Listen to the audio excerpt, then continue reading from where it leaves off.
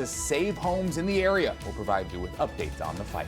Plus, the heat wave continues to keep fire activity high. We look forward to when some relief from this hot weather could come our way. And following high-profile meetings, how to reach the end of the war in Ukraine remains unclear. With mixed messaging coming from the White House, we have the latest on NBC 16 Today, which continues right now. Live in Western Oregon, this is NBC 16 Today. Good morning and happy Monday, everyone. We're into another week of NBC 16 Today. Yep. One with still some heat coming into the beginning of the week. I'm tired of it. I don't know what to say. I want cooler weather to come. It's not happening. Maybe by the time we get to the back half of the week and the weekend. But did you survive the hot weekend all right? No. You have the new AC this weekend, didn't you? Yeah, that helped. That helped, yes. Okay, good. But yeah, I tend to be grumpy when it's hot outside. Yeah, me too. So I'm sorry for everybody around me. Yeah, just keep your distance. I'm looking forward to any relief we can get. Yeah, I even went golfing to try to improve my mood. Mistake. Yeah, it's a 10 o'clock tea time. I thought it'd be fine. And let me tell you, I don't have much great news for you fans of cool weather this morning either. At least it's a beautiful shot through the Roseburg Tower cam this morning as you're starting to see some cotton candy skies start to populate the skies down there in the Umpqua Valley. As for what's coming our way, Central Oregon seeing a warming trend in these early morning hours, but here across our region, not seeing much change, mostly standing pat from where we were in the morning hours over the past couple of days, and that's a pretty warm start to the day. We're talking high 50s into the mid and maybe even upper 60s depending on where you fall along the map. Even getting out to the coast and the coastal mountain passes up into the upper 60s as well, and the coast almost creeping into that range at these just 6 o'clock this morning. Roseburg was above 70 earlier today, so still seeing some temperatures cooling off a little bit as that sun's just starting to peak up. Crack those windows if you can, because another warm afternoon's coming your way, so you're going to want a chance to cool that house down before it comes. We do have some activity in the area. We'll see some cloud coverage, some isolated thunderstorms, chances at some moisture out in Central Oregon, which could be a welcome sight, of course, if there's not too much electric activity, as it could clear the skies from the poor air quality and hopefully help that firefight over at the Flat Fire, which we'll have more on in just a few minutes. Firefighters have been aggressively working on that flat fire, as Zach just mentioned. Overnight, it's burning just northeast of Sisters. Current reporting still shows that the blaze is 0% contained. The governor invoking the Conflagration Act Friday, allowing multiple resources to respond, including from our area. There are level 3 go now evacuation orders in place around the flat fire, now burning at nearly 22,000 acres, as well as level 2 get set and level 1 be ready warnings. Neighboring Deschutes County also issuing go now notices as winds push the fire towards the county line. The Oregon State Fire Marshal says they were able to stop the fire from spreading to homes. According to the Deschutes County Sheriff's Office, 4 homes have been destroyed. The fire is believed to be human caused. Again, up to level 3 evacuation notices have been issued around the fire. And with wildfire season well underway, here is a reminder of those evacuation levels. Level 1 needs to be ready. Stay up to date with nearby emergencies, have a plan and your go kit on standby, and act early if you or your loved ones can't move fast. Level 2 is be set, follow your evacuation plan, grab your go kit, check news and radio stations for updates, and leave if you feel unsafe. Level 3 is go now. That means leave immediately. Do not wait. Don't stop to gather belongings or protect your homes. And don't return home until officials announce that it's safe to do so. We are now 4 days into this heat wave, and we're taking a live look through our tower cam as the sun starts to come up over the Umpqua Valley before more warm temperatures come that way. We could see some thunderstorms breaking up the consistency east of the Cascades. As for the I-5 corridor, we are in for more of the same. That combination of rising temperatures, clear skies, and fairly calm winds will continue for yet another day. The continuation of widespread heat alerts from heat advisories to extreme heat warnings will remain with us along the I-5 corridor for a 5th day today. Temperatures will remain above average in the Umpqua and Willamette valleys, with the only real relief being found along the coast. We'll have our 7-day forecast for you to see when the cooling trend could come our way in just a few minutes.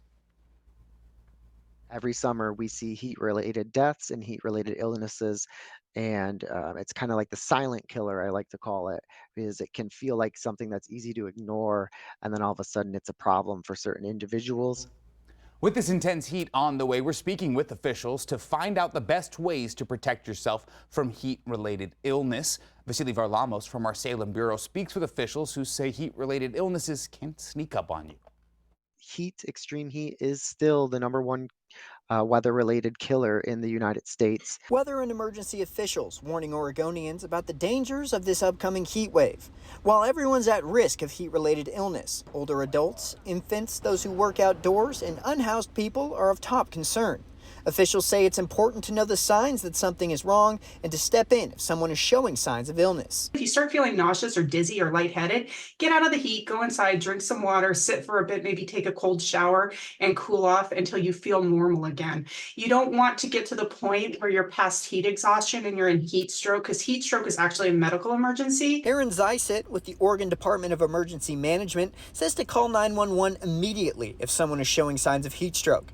She added, the thing people don't realize about the heat is how quickly it can disorient your judgment. And so that's where the real danger is that your judgment starts getting impaired pretty quickly. So you have to rely on the people around you to notice. Zeiset says if you're planning on exercising this weekend, try to do it during cooler points in the day, like the early morning or later at night. That was Vasily Varlamos reporting. Emergency officials are encouraging people to check with their county officials about cooling centers. Most community centers in the Eugene area are open as cooling centers, such as the city's splash pads as well as the public library. It is now 6:07. The American Cancer Society's Relay for Life made its return over the weekend at Pleasant Hill High School. The event showed the resilience of the community, considering it ended early last year due to rain and thunder. And as we all know, is quite the contrast this year. The community stayed cool all day Saturday to raise money in the heat, showing that bad weather won't stop them. Raising money to help fund cancer research, Relay for Life has become a tradition that brings people back year after year. A community helping to fight cancer, one step at a time. I've been coming to Relay for Life for probably maybe the last 10 or so years. But it's also a way to remember. My mom was really also involved in Relay for Life, and she passed last year of lung cancer. So now that's kind of the reason. This year's Relay for Life was nothing short of a celebration, a way to honor survivors, support those currently fighting, and bringing people together. You know, last year's weather, it really did it was kind of a bummer, right? It all ended so fast, but what we're seeing is just a whole lot more support, right? Everyone was kind of bummed out, and now it's just brought a whole new level of enthusiasm and folks willing to be here. The American Cancer Society puts 74 cents for every dollar donated toward cancer research, as well as fueling programs like Road to Recovery, which provides local transportation to those going through treatment. That was Tiger Conlou reporting. Now, we're still waiting on the total amount raised for Relay for Life, but if you missed the event, don't worry. Donations can still be made to the American Cancer Society. A link to do so can be found on our website, nbc16.com.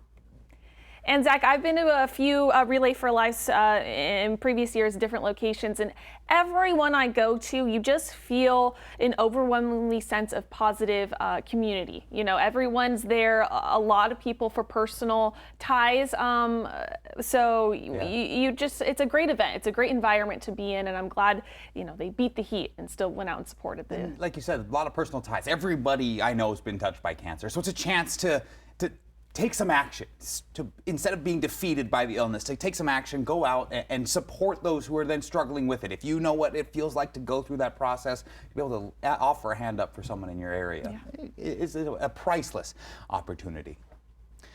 Elsewhere, the Douglas County Sheriff's Office is asking for your help today locating a missing woman. 38-year-old Misty Blue Harding was last seen by family on July 17th. She's a Native American white female, stands about 5 foot 4 inches tall, weighs about 110 pounds. She has blonde hair with pink coloring and blue eyes. Harding reportedly failed to report to work last Monday, and on Tuesday, her employer said they received a text from her saying she'd been stranded due to car trouble. DCSO located her vehicle abandoned on Thursday near West Fork Road in Glendale. If anyone has any information, they're asked to contact the Douglas County Sheriff's Office. Russia's top diplomat and NBC's Meet the Press underscored how far apart Ukraine and Russia remain, even after the White House push for peace. While Vice President J.D. Vance says he remains confident the U.S. can broker an end to Russia's war on Ukraine despite the substantial roadblocks, NBC's Alice Barr has the latest from D.C. With Russia's assault on Ukraine showing no sign of slowing down, targeting energy infrastructure and an American-owned electronics factory in recent days, two very different views are emerging from the U.S. and Russia about the prospects for peace. Vice President J.D. Vance pointing to progress after President Trump met separately with Russian President Putin and Ukrainian President Zelensky. This is the energetic diplomacy that's going to bring this war to a close. While Russian Foreign Minister Sergei Lavrov threw cold water on the president's push for a Putin-Zelensky meeting. There is no meeting planned. Putin is ready to meet with Zelensky when the agenda would be ready for a summit. And this agenda is not ready at all. Lavrov noting that key issues, including security guarantees for Ukraine and disputes over territory, remain unresolved. Zelensky said no to everything. How can we meet with a person who is pretending to be a leader? Vice President Vance asked on NBC's Meet the Press whether Russia is stringing President Trump along. No, not at all, Kristen. I think the Russians have made significant concessions to President Trump for the first time in 3.5 years of this conflict. The president again weighing Russia sanctions. Massive sanctions or massive tariffs or both? Or do we do nothing and say it's your fight? While in Ukraine, Sunday, a celebration of 34 years of independence, with a grave threat hanging over the years to come. There is one new positive sign as Russia and Ukraine carried out another large-scale prisoner exchange, swapping 164 prisoners of war from each side and offering hopes they can still make progress. In Washington, Alice Barr, NBC News. The time is now 6:13. Oh man, look at this shot at Roseburg. We are getting a beautiful sunrise, and that's kind of all we're getting beautiful-wise in the weather department, unless you like being very, very warm. Brianna Chavez lets us know that, yes, another day of warm temperatures is what we should expect, but maybe there's relief on the horizon. I'll let her break it down for you coming up next.